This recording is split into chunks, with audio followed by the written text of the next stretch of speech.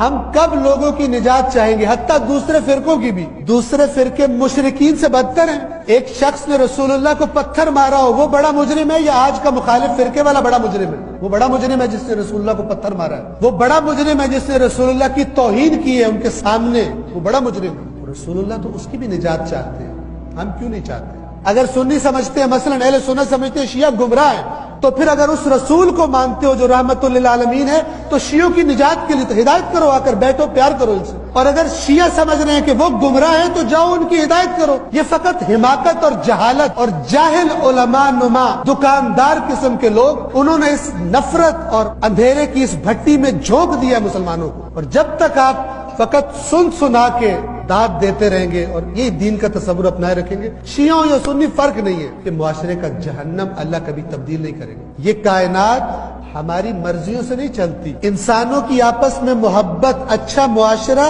ہماری آرزوؤں سے پیدا نہیں ہوتا، اللہ نے کچھ قانون بنائے ہیں۔ اگر معاشرے کو بہترین معاشرہ بنانا ہے تو اللہ فرماتا ہے میرا رسول اسوہ حسنہ ہے۔ اگر تم میرے رسول والی صفات کو نہ اپناؤ اور آرزویں کرتے رہو کہ تمہارا معاشرہ پرامن معاشرہ بن جائے، بےہودہ آرزو ہے۔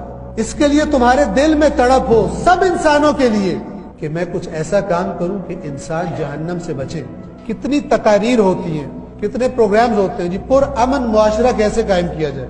رسول اللہ کی سیرت اسوہ حسنہ ہے۔ اور سیرت فقط زبان سے کہہ دینے سے، میں نے بیان کر دیا، آپ نے سن لیا، لیکن یہاں سے نکل کے پھر بھی خواہش ہے دوسرے جہنم میں جائیں، اس معاشرے میں کبھی امن قائم نہیں ہوگا۔ اسی سے فرقہ وجود میں آتا ہے، اسی سے فرقہ واریت وجود میں آتی ہے، اور اسی کو اللہ نے قرآن میں اپنا عذاب کہا۔ قرآن کی آیت ہے، اللہ قدرت رکھتا ہے، جب تم اس کی تعلیمات کو چھوڑ دو، جب تم اس کے نبی کو فالو کرنا چھوڑ دو تو پھر اللہ اس پر قدرت رکھتا ہے۔ اللہ کی کسی کے ساتھ کوئی پارٹی نہیں ہے۔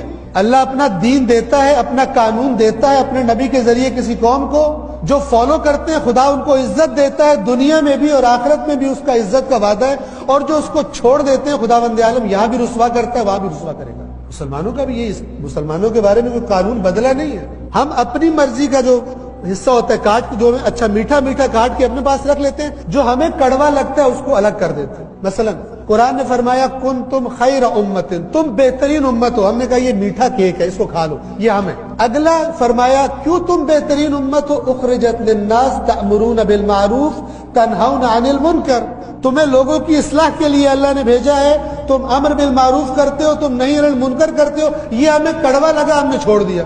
یہ کام ہم نہیں کر سکتے، ہم صرف بہترین امت بننا چاہتے ہیں، یہ میٹھی بات ہے، نہیں بن سکتے۔ آج بہترین امت کی حالت دیکھیے دنیا میں، اپنے معاشرے کو دیکھیے، اپنے سروں پر مسلط حکومت کرنے والے سیاستدانوں کو دیکھیے۔ یہ کیوں سروں پہ مسلط ہے؟